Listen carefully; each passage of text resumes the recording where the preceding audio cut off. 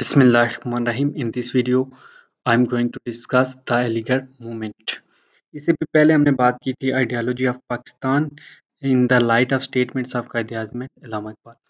अब अलीगढ़ मूवमेंट जो एक एजुकेशन मूवमेंट है स्टार्ट की थी सर सैयद अहमद खान ने 1857 में। जो बैकग्राउंड है इसका कि 1857 में जो वार ऑफ इंडिपेंडेंस है, वार ऑफ इंडिपेंडेंस के और भी नेम है जिसको रिवॉल्ट भी कहते हैं, अपराइजिंग भी कहते हैं और म्यूटनी भी कहते हैं। तो ये एक डिज़ास्टर एंड था मुस्लिम्स के लिए तबाह कुन था, क्योंकि जो ब्रिटिश थे वो बिलीव यही करते थे कि जो मुस्लिम्स है वो रिस्पॉन्सिबल हैं जो वॉर ऑफ इंडिपेंडेंस के लिए, जो इन्होंने वॉर यानी जो जंग स्टार्ट की थी या म्यूटनी बगावत, वो कहते थे कि जो बगावत की है इसके पीछे मुसलमान ही रिस्पॉन्सिबल हैं इसके। तो उन्होंने फिर मुसलमानों के साथ जो है ना वो बड़ा मर्सीलेस रिवेंज यानी बदले का और रूथलेस पनिशमेंट, तो वो उनको पनिशमेंट भी देते थे और रिवेंज भी उनसे लेते थे। क्योंकि ब्रिटिश का यही लुकअप वो इस तरह करते थे कि जो मुस्लिम्स हैं उनके एनिमीज हैं, क्योंकि उन्होंने मुसलमानों को ही ऑस्टेट जो है वो जो पावर थी वो मुसलमानों से ही छीनी थी, ली थी। तो इसीलिए वो जो वार ऑफ इंडिपेंडेंस थी हुई थी 1857 में, वो उसकी जो फेल होने की वजह थी उसके बाद जो है वो मुसलमानों के तबाही यानी ज़्यादा स्टार्ट हो गई। डिज़ास्टर पीरियड था वो मुसलमानों के लिए, जिसमें मुसलमानों को ना कोई जॉब वगैरह मिलती थी, ना ही मुस्लिम एजुकेशन से दूर हो गए थे। इस वजह से जो है वो मुसलमानों को जो था वो डार्क पीरियड था। तो अब इसमें अगर जो था वो मेन सारे सैयद अहमद खान का रोल है, जिन्होंने बहुत ही इम्पोर्टेंट रोल प्ले किया एजुकेशनली, पॉलिटिकली। अब सर सैयद अहमद खान क्योंकि made modern education the way to progress, इन्होंने यही किया। एक तो इनका यही मानना था कि मुसलमानों को जब तक एजुकेशन, मॉडर्न एजुकेशन नहीं मिलती तब तक वो प्रोग्रेस नहीं कर सकते। अब जब मुसलमानों का रूल ख़त्म हो गया, वॉर ऑफ इंडिपेंडेंस जो थी वो फेल हो गई, तो ब्रिटिश जो थे वो प्रॉपर इम्प्लीमेंट हो गया था अब उनका रोल, यानी अब वो प्रॉपर बैठ गए थे तख्त पे। तो जो पॉलिसी थी उनने रिस्ट्रिक्ट कर दी थी, क्योंकि ना वो जो एजुकेशन पॉलिसी थी यानी अरबिक, पर्शियन और रिलीजियस जो भी एजुकेशन थी वो स्कूल्स में ख़त्म हो गई थी, और उन्होंने इंग्लिश को बना दिया था medium of instruction as well as the official language in 1835। 1835 से ही उन्होंने जो थी वो इसको इंग्लिश को अपनी ऑफिशियल लैंग्वेज बना लिया था, और उसको मीडियम भी बना लिया था इंस्ट्रक्शन का। तो अब ये मुसलमानों के लिए, एक तो मुस्लिम ये कंसीडर करते थे कि जो इंग्लिश है ये इंग्लिश गोरू की ज़बान है, ठीक है, यानी ब्रिटिश की ज़बान है, वो हेट करते थे उसको सीखना भी। दूसरा ये कि जो मुसलमानों की लैंग्वेज थी उन पे उनने पाबंदियाँ लगा दी थी, रिस्ट्रिक्शन लगा दी थी, जो अरबिक, पर्शियन थी और रिलीजियस एजुकेशन पे भी। तो मुस्लिम्स इंग्लिश को समझना भी यही समझते थे कि वो दीन से निकल जाएँगे अगर उन्हें इंग्लिश को सिखा दो।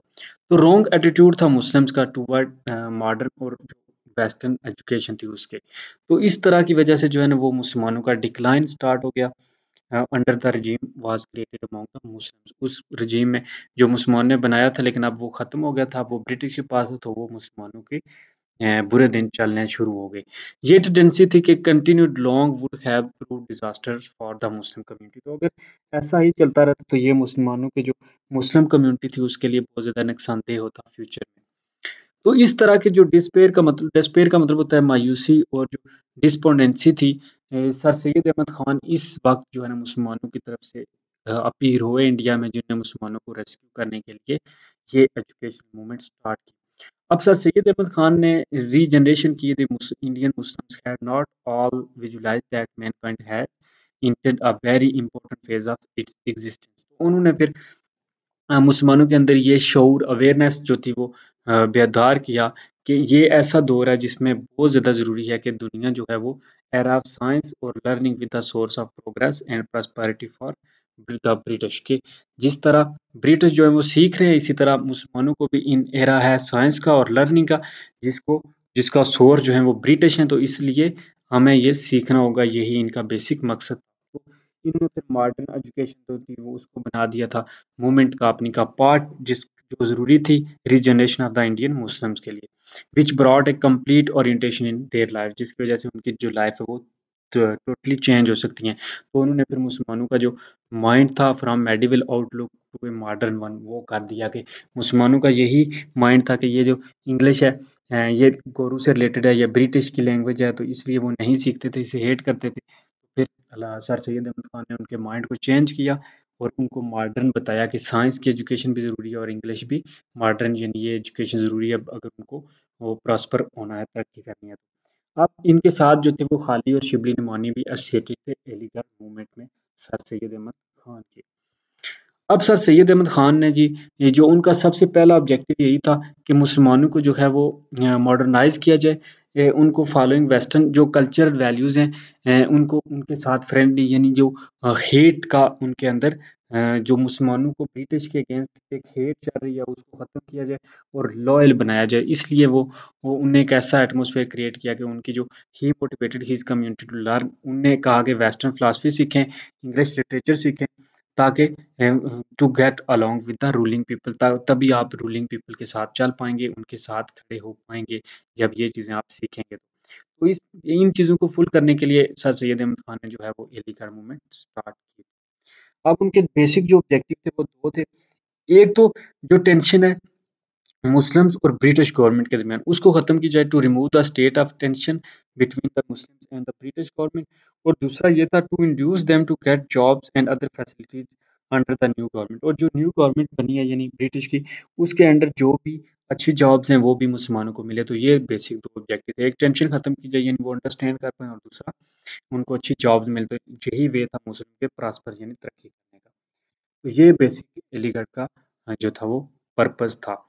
अब जो आइडिया थे वो सर सैयद अहमद खान के अगर उनको समराइज किया जाए, तो उन्हें तीन पार्ट में कि एक तो जो म्यूचुअल अंडरस्टैंडिंग है between the British government and the Muslims वो कायम की जाए। दूसरा ये कि मुसलमानों को मोटिवेट किया जाए ताकि वो वेस्टर्न कल्चर एजुकेशन यानी इंग्लिश को, लिटरेचर को, साइंस को सीखें। तीसरा ये कि to persuade Muslim to abstain from agitational politics, और मुसलमानों को जो है वो बाज रखें एजुटेशनल पॉलिटिक्स से, जो मुखालफत वाली पॉलिटिक्स है जिसकी वजह से जो है ना वो मुस्लिम बरसगी ब्रिटिश जो है उनके अगेंस्ट कोई भी सियासी जो एक्टिविटीज़ हैं उसमें ना पार्टिसिपेट करें। अब फॉर्चुनेटली ये जो सर सैयद अहमद खान थे वो इस काबिल हो गए कि उनने बहुत से लोगों को जो है वो उनको नंबर ऑफ फ्रेंड्स भी मिल गए अच्छे, जो शेयर करते इन अलीगढ़ मूवमेंट में, जिनने शेयर भी दिया और इसके साथ वो सिंसेयर भी थे। तो इनमें जो वेल नोन थे वो नवाब मोहसिन मुल्क थे, नवाब वक़ार उल मुल्क हैं, खाली हैं, मौलाना शिबली नमानी हैं, नज़ीर अहमद, चिराग अली, मोहम्मद खयात एंड ज़काउल्लाह। तो ये सारे लोग भी शामिल थे। अब ये ऐसी पर्सनैलिटी हैं जो सर सैयद अहमद खान के जो ने इसका जो अलीगढ़ एजुकेशन मूवमेंट थी उस पे सपोर्ट भी किया। कुछ इंग्लिश प्रोफेसर भी थे जिनने अलीगढ़ कॉलेज को बिल्ड करने में, उनकी इंस्टीट्यूशन को बिल्ड करने में हेल्प की, जिनमें बेच था, मॉरिसन, रेलिक और जो अर्नोल्ड हैं, ये सारों इन सब का भी कंट्रीब्यूशन था। अब सर सैयद अहमद खान ने जो एजुकेशन मूवमेंट थी ये सेटअप की थी गुलशन स्कूल एट, सबसे पहले इन्हें गुलशन स्कूल एट जो है ना वो मुरादाबाद 1859 में, फिर दूसरे नंबर पे आता जी विक्टोरिया स्कूल जो था वो गाजीपुर में 1863 में, फिर साइंटिफिक सोसाइटी जो उनने बनाई थी उसका बेसिक जो पर्पस था वो था ट्रांसलेशन करना, कि जो इंग्लिश वर्ड्स है उसको नेटिव लैंग्वेज यानी अरबिक या जो मुस्लिम पर्शियन लैंग्वेज थी उस वक्त उसमें कन्वर्ट करके इजीली मुसलमानों को काबिल बनाया जाए कि ताकि अंडरस्टैंड कर सकें उर्दू वगैरह में। एट अलीगढ़ इन 1864 अलीगढ़ में ये बनाई थी। फिर अलीगढ़ इंस्टीट्यूट गजट जो इंफॉर्मेशन और हिस्ट्री पे देता था, एंशिएंट और मॉडर्न हिस्ट्री पे, वो इनने एस्टैब्लिश किया। Science of agriculture, natural science, physical science और एडवांस मैथमेटिक्स इन 1860 साइंस, ये सारी चीज़ें इन्होंने बनाई। फिर कमेटी बनाई striving for educational progress of Muslims 1870 में, जो मोस्ट इम्पोर्टेंट कॉलेज था एक मोहम्मदन एंग्लियो ओरिएंटल स्कूल, यानी जो मुसलमानों और अंग्रेज़ों का था। अपने अलीगढ़ में उन्होंने 1875 में pattern of English public school बनाया था, और लेटर जो है इस कॉलेज का लेवल रेज हो गया 1877 में, और 1920 में इसको यूनिवर्सिटी बना दिया गया। अब जो मॉडर्न एजुकेशन कॉन्फ्रेंस थी 1886, उसमें यही था कि जिसमें एवरी ईयर टू हर साल वो होती थी to take stock of education problems, जो भी प्रॉब्लम थे मुस्लिम्स की उन सबको परसुएड किया जाए, modern education and abstain from politics, उनको मुसलमानों को मॉडर्न एजुकेशन प्रोवाइड की जाए और उनको पॉलिटिक्स से बाज रखा जाए। लेटर यही जो political mouthpiece of the Indian Muslims and forerunner of All Indian Muslim League, तो बाद में यही जो है ऑल इंडियन मुस्लिम लीग की बेस भी बनी। क्योंकि जो सर सैयद अहमद खान का प्रोमिनेंट रोल है बेसिकली एजुकेशन मूवमेंट में। साथ में इन्होंने कुछ बुक्स वगैरह भी लिखी जिसमें उन्होंने मुसलमानों का जो थे लॉयल्टी और ये ब्रिटिश को बताने के लिए कि जो वॉर ऑफ इंडिपेंडेंस हुई थी उसके अकेले मुस्लिम रिस्पॉन्सिबल नहीं थे। उन्होंने फिर कुछ बुक्स भी लिखी जिसमें आता है असबाब उनका जो मशहूर साला है असबाब बगावत हिंद के कौन कौन से सबब थे काजिज थे बगावत करने के। 1858 में उन्होंने लिखा। फिर लॉयल मोमडन्स ऑफ इंडिया ये भी लिखा ताकि मुसलमानों की लॉयल्टी को साबित कर सकें। फिर तबय्युन उल कलाम और किताब अहमदिया भी लिखा जो मिसअंडरस्टैंडिंग अबाउट इस्लाम टीचिंग के एक अंग्रेज ने इस्लाम के बारे में थोड़ी मिसअंडरस्टैंडिंग क्रिएट की थी, बुक लिखी थी, तो उसके जवाब में भी उन्होंने ये खुतबात अहमदिया वगैरह लिखी थी ताकि मिसअंडरस्टैंडिंग जो थी अबाउट इस्लाम एंड क्रिश्चियनिटी वो ख़त्म की जाए। तो ये सर सैयद अहमद खान ने इन प्लेटफार्म को यूज़ किया ताकि वो मुसलमानों को एक तो पॉलिटिक्स से दूर रखें, दूसरा नेशनल कांग्रेस से भी दूर रखें और मुसलमानों जो उर्दू हिंदी कंट्रोवर्सी हुई है उसमें उन्होंने प्रिडिक्ट कर दिया था कि हिंदू और मुस्लिम जो हैं वो दोनों इकट्ठे अब नहीं रह सकते।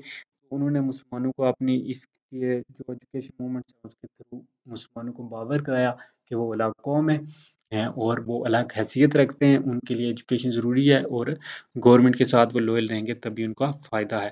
तो जो थी ये सर सैयद अहमद ख़ान की जो खिदमात थी इन्होंने एक सिग्निफिकेंट रोल प्ले किया मुसलमानों के किरदार में, मुसलमानों की जो थी वो रीजनरेशन में, बेसिकली में रिवाइवल में।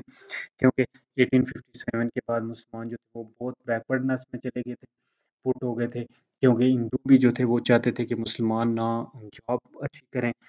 उर्दू हिंदी की कंट्रोवर्सी भी चल रही थी। तो ये सर सैयद अहमद खान की जो कोशिशें हैं वो हमेशा पाकिस्तान की हिस्ट्री में उनको हमेशा याद रखा जाएगा। That's all in this video. Like the video and subscribe the channel. अल्लाह हाफिज़।